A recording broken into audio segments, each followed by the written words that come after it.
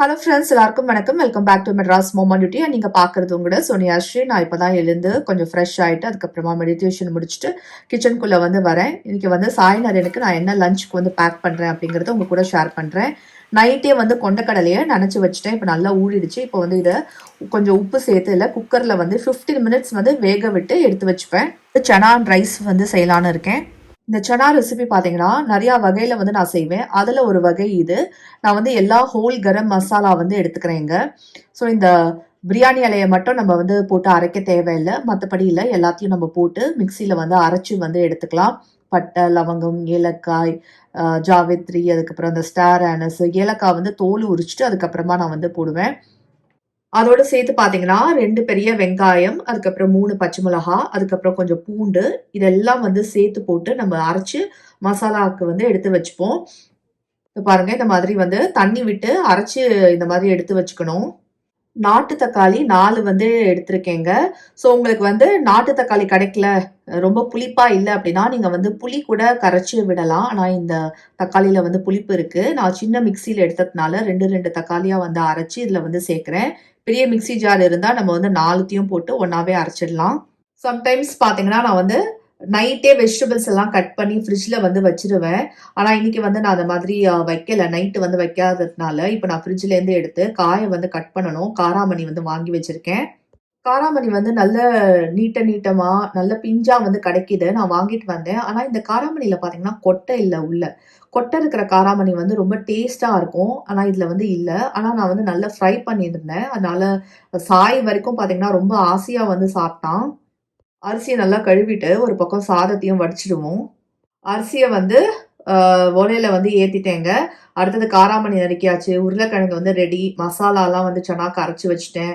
தக்காளி அரைச்சு வச்சிருக்கேன்.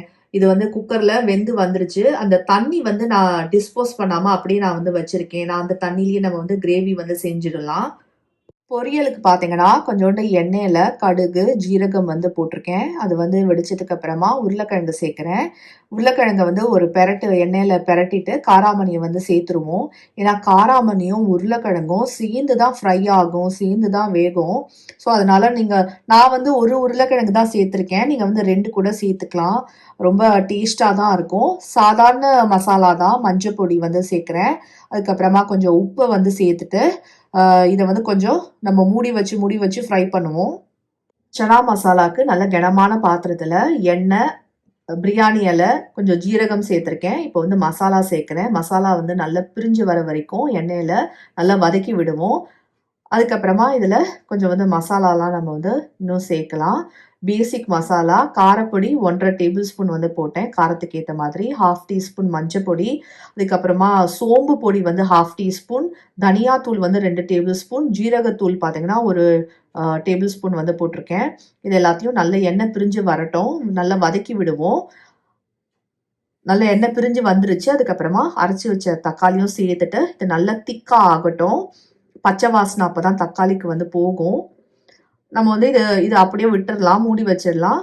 அடுத்தது பார்த்தீங்கன்னா இதை பார்க்கலாம். காய் வெந்துட்டு இருக்கு இல்லையா, இதில் நான் கரம் மசாலா 1 டேபிள் ஸ்பூனும், காரப்பொடி 1 டேபிள் ஸ்பூனும் போட்டிருக்கேன். சனா வேக விட்டு வச்சிருந்த தண்ணியை இப்போ இதை கிரேவிக்கு நம்ம யூஸ் பண்ணலாம். கிரேவி கொஞ்சம் திக்கா ஆகும். அது வரைக்கும் கொதிக்கட்டும். கிரேவியில் எண்ணெய் பிரிஞ்சு வந்ததுக்கு அப்புறமா நான் இந்த சனாவையும் போட்டுட்டேன். அதில் பார்த்தீங்கன்னா சனாவை கொஞ்சம் ஸ்மாஷ் பண்ணியும் போட்டிருக்கேன். கிரேவி கொஞ்சம் திக்காகிறதுக்கு. இப்போ மூடி வச்சோம் அப்படின்னா கொஞ்சம் கொதிக்கட்டும். இங்கே சாலட் பண்ணுறேன். சாலட்டில் வெங்காயம், தக்காளி, அதுக்கப்புறமா பச்சை மிளகா என்கிட்ட அவ்வளோதான் இருந்தது. அதனால நான் அதை மட்டும் போட்டுட்டு கொஞ்சம் லெமனை புழிஞ்சிட்டு அதுக்கப்புறமா கிரேவிக்காகவும் சாலடுக்காகவும் கொஞ்சம் கொத்தமல்லி கட் பண்ணுறேன். மேலே தூவி போட்டோம் அப்படின்னா சூப்பராக இருக்கும்.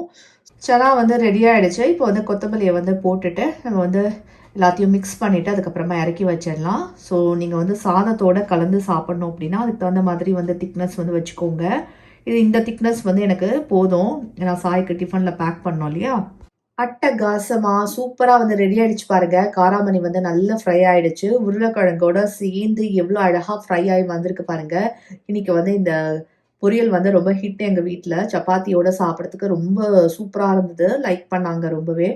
இந்த வாரத்தில் இன்னொரு நாளும் நான் இதையே செய்யணும் அப்படின்னு சொல்லியிருக்காங்க. ஸோ ரிப்பீட் பண்ணுவோம். இன்னைக்கு சாய்னர் எனக்கு ஸ்நாக்ஸில் பார்த்தீங்கன்னா நான் ஆரஞ்சு அண்ட் கிரேப்ஸ் வச்சுருக்கேன். சாய்க்கு வந்து ரொம்ப பிடிக்கும். புளிப்பான பழங்கள் வந்து ரொம்ப பிடிக்கும்.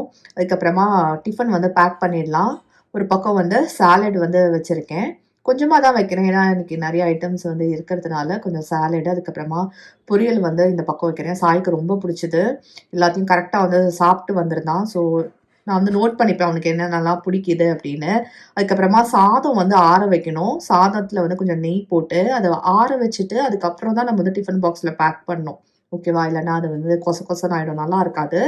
அதனால நான் வந்து கொஞ்சம் பெரிய தட்டுல எடுத்து ஆற வச்சுட்டு, அதுக்கப்புறமா நான் வந்து எல்லாத்தையும் மிக்ஸிங் வந்து பண்ணுவேன். காலங்காத்தால நமக்கு 4 கை இருந்தா கூட எல்லாமே சரியா இருக்குங்க. ஏன்னா, எங்க அப்பா வந்து தூங்கிட்டு இருப்பாரு. ஒரு பக்கம் வந்து நான் சாய வந்து ரெடி ஆயிட்டானா, ரெடி ஆயிட்டானான்னு நான் செக் பண்ணிக்கிட்டே இருக்கணும். பல் தேய்ச்சானா, குளிச்சானா எல்லாமே வந்து பார்க்கணும். அவனுக்கு யூனிஃபார்ம்லாம் நான் எடுத்து வச்சுட்டு தான் வந்திருக்கேன். இத பாருங்க பெசஞ்சு வச்சுட்டேன். இது கொஞ்சம் எக்ஸ்ட்ரா இருந்தது. இவ சாப்பிட மாட்டா. அதனால நான் எடுத்து வச்சுட்டேன். ஓகேவா? இத என் ஹவுஸ் ஹெல்ப்பருக்கு வந்து குடுப்பேன். அவங்க டேஸ்ட் பண்ணிட்டு எப்படி இருக்கு அப்படின்னு வந்து சொல்லுவாங்க. அது வந்து எனக்கு ரொம்ப பிடிக்கும். ஸோ, அவங்களுக்காகவும் நான் வந்து கொஞ்சம் எடுத்து வச்சுட்டேன். அதுக்கப்புறமா நம்ம வந்து இன்னைக்கு இப்போ பேக்கிங் வந்து முடிச்சிடலாம்.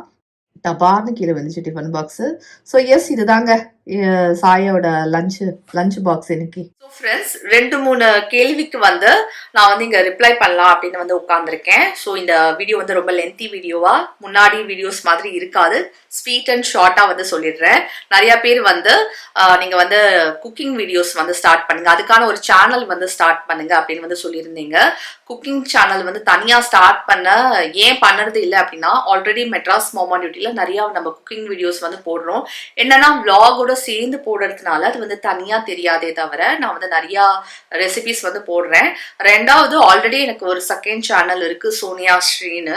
அந்த சேனல்ல பாத்தீங்கன்னா 30,000 சப்ஸ்கிரைபர் வந்து இருக்காங்க. அதுல வந்து கண்டென்ட்டே வேற, ரொம்ப டிஃப்ரெண்டான content, law of attraction, spirituality, tarot reading, இது சம்பந்தப்பட்ட விஷயங்கள்லாம் அதுல வந்து கொடுத்துட்டு வரேன். ஸோ 2 சேனல்ல வந்து வீடியோஸ் போடுறதுனால மேனேஜ் பண்ணுறது எனக்கு கஷ்டமா இருக்கும். 3வது சேனல்ல வேற நான் ஆரம்பிச்சேன் அப்படின்னா, நான் 2 சேனலுக்குமே எடிட்டிங் வந்து நான் தான் பண்றேன். ஸோ எனக்கு அதுக்கப்புறம் டைம் கிடைக்காது. இன்னொன்று டாரோ ரீடிங் வந்து செய்யறதுனால எனக்கு அவ்வளோ டைம் இல்லை. அதனால தான் நான் செப்பரேட்டா குக்கிங் சேனல் வந்து ஸ்டார்ட் பண்ண முடியாது, இப்போதைக்கு முடியாது. மேபி ஃபியூச்சர்ல இல்லை, நம்ம வந்து எடிட்டர்லாம் வச்சு வேலை பார்க்குறோம் சேனலுக்காக அப்படின்னா, ப்ரொஃபஷனலா செய்யும் போது பாத்தீங்கன்னா நம்ம வந்து அதை வந்து செய்ய முடியும். ரெண்டாவது நிறைய பேர் வந்து சொல்லியிருந்தீங்க கமெண்ட்ஸ் செக்ஷனை வந்து ஆஃப் பண்ணி வைங்களேன் கொஞ்ச நாளைக்கு, உங்களுக்கு அவ்வளோ நெகட்டிவ் கமெண்ட்ஸ் வருது அப்படின்னா. அந்த கமெண்ட் செக்ஷனை நான் ஆஃப் பண்ண முடியாது. ஏன்னா யூடியூப்ல பாத்தீங்கன்னா அந்த ஆப்ஷனை வந்து எடுத்துட்டாங்க. ஓகேவா? ஸோ இந்த குழந்தைங்களோட வீடியோஸ்ல மட்டும்தான் கமெண்ட் செக்ஷனை வந்து ஆஃப் பண்ண முடியும். ஏன்னா அவங்களுக்கு மட்டும்தான் அந்த ஆப்ஷன் வந்து அவைலபிளா இருக்கு, பெரியவங்களுக்கு வந்து இல்லை.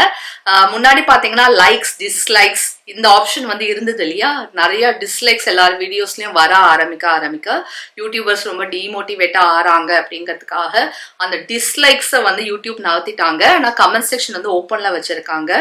ஏன்னா அப்பதான் பாத்தீங்கன்னா இப்ப நானே வந்து எவ்வளவு நாளைக்கு ஆஃப் பண்ணி வைக்க முடியும்? நம்ம வந்து ஆடியன்ஸோட ஒரு கனெக்ஷன் வந்து பில்ட் ஆகும் அப்பதான்.